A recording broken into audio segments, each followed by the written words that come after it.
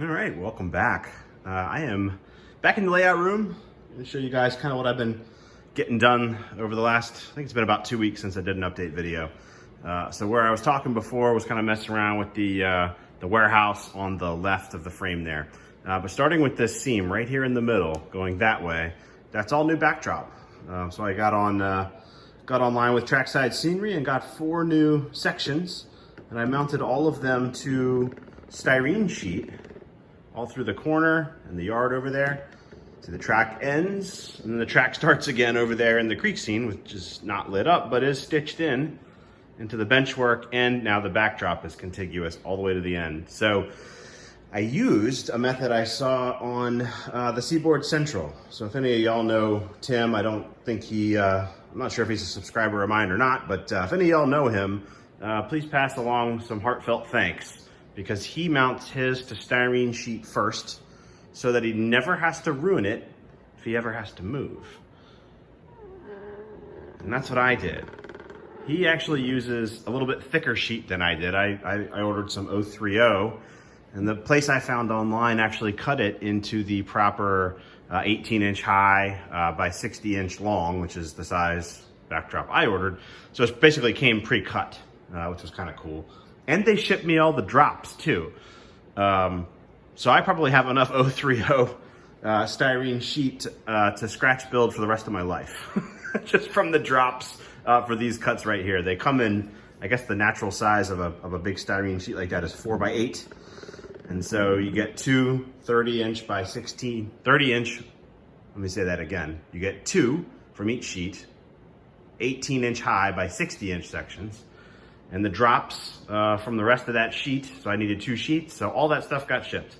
Anyway, long story short, it's a whole lot of styrene.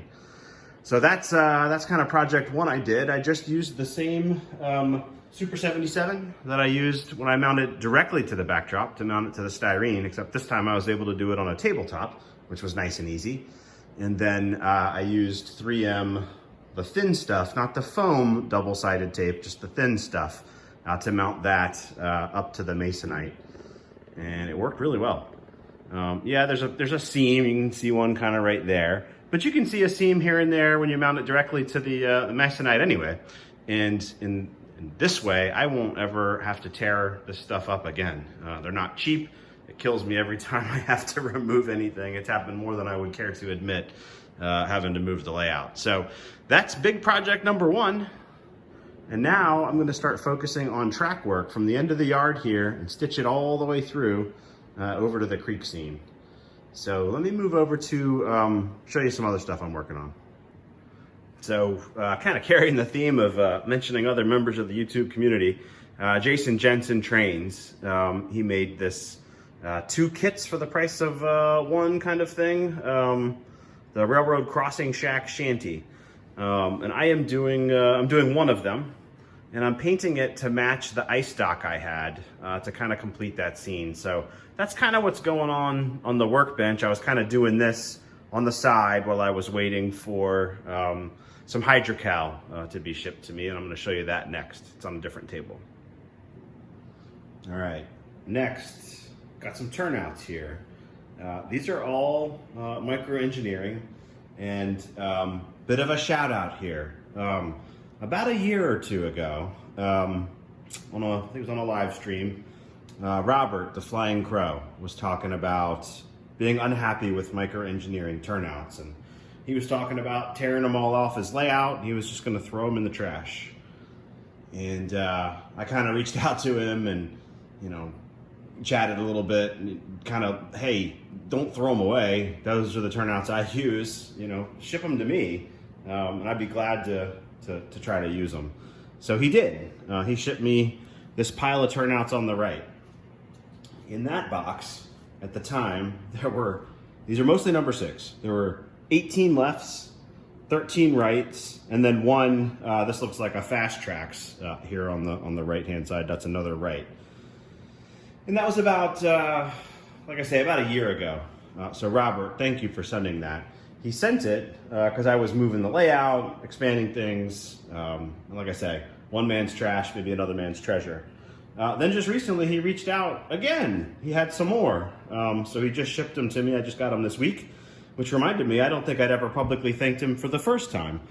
So we've got a second box from Robert, and he sent, this time there's 6 lefts and 2 rights in there, but he also included all the little detail parts that come with the microengineering turnouts.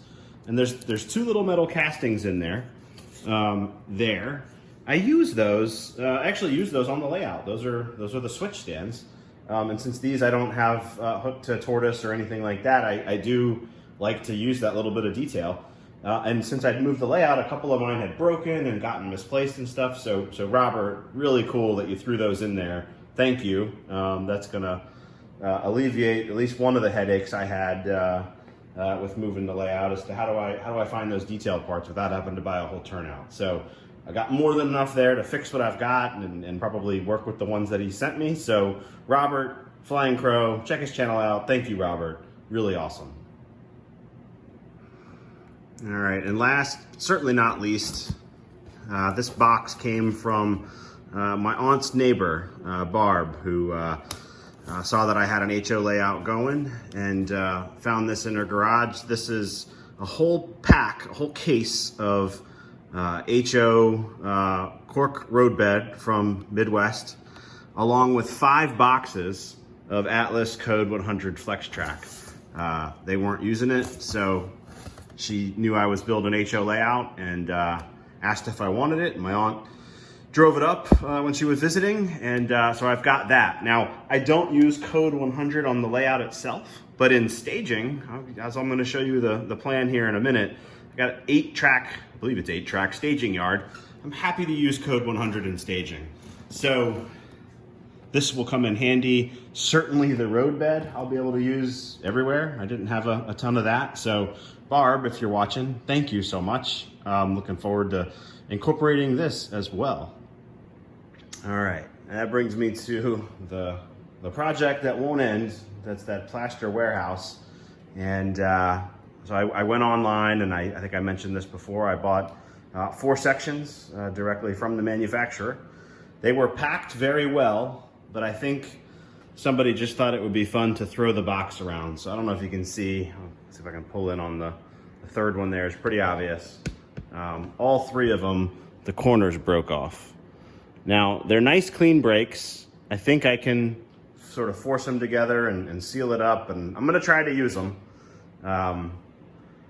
But, you know, it's just, I tell you, with this little project, it's the gift that keeps on giving, I guess. I guess once I get this done, I'll be pretty excited that I've persevered through a lot to get these on the layout. But yeah, like I say, every one of these, the corner is cracked. It's like somebody threw the box and, you know, who knows, but, you know, shipped halfway across the country to get to me.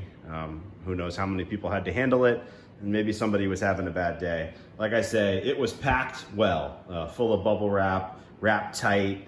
There was plenty of peanuts and stuff in the box, packed in there nice. So I think somebody just along the way shipping just abused the box. It said right on there, fragile glass, etc., yada, yada, yada, and here we are.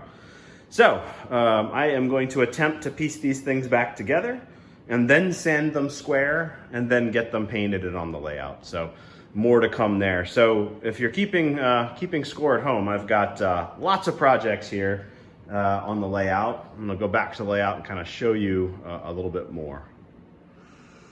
All right, so here is my track plan. And just to recap kind of what's been built,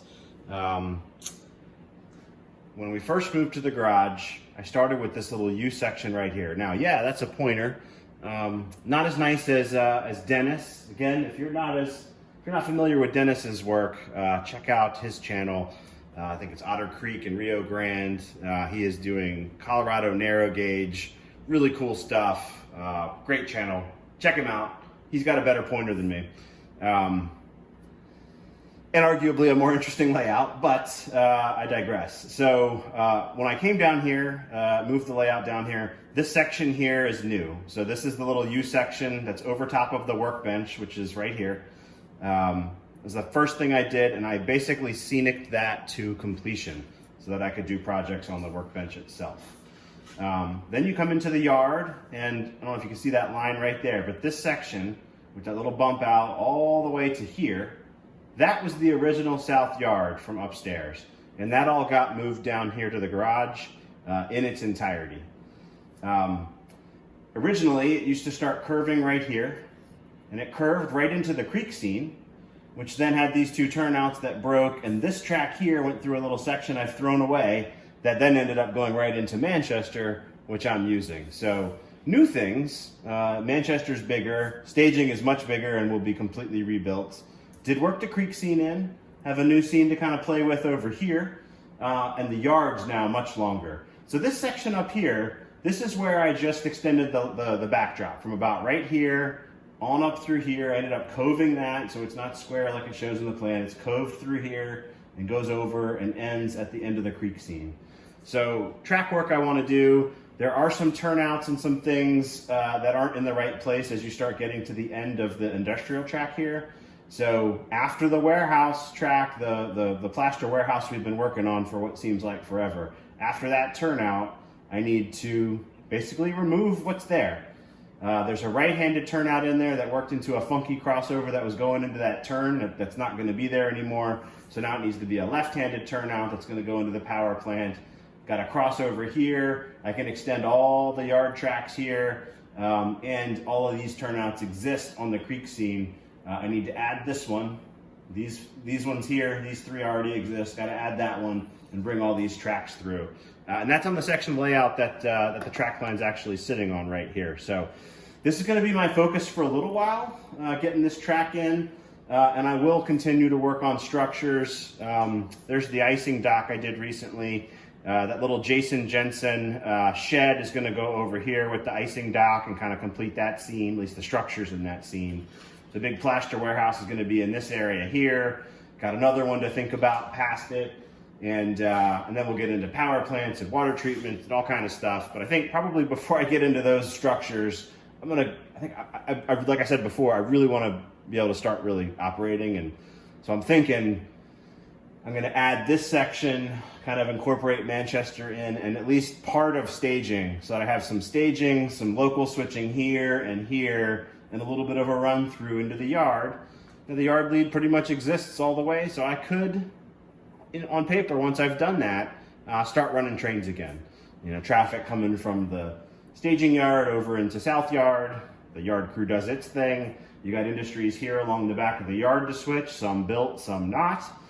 You got a nice little open scene running through here, another one over there. So that's where I'm at. That's the plan. I think the last thing I'll be doing will be finishing the peninsula. I think I'm going to kind of go around the outside first because it gets me to staging. So that's where we're at. Thanks for watching and following along, and I appreciate all the comments. And there's a lot of good ideas that come from the community. A lot of things I've incorporated that have been suggestions from people watching this that know more than I do, or at least, you know, a second set of eyes looking at something. You might solve a problem a little bit of a different way. So I'll leave it here. Lots of stuff coming up, track work, structures, hopefully running trains real soon. Y'all take care and be well.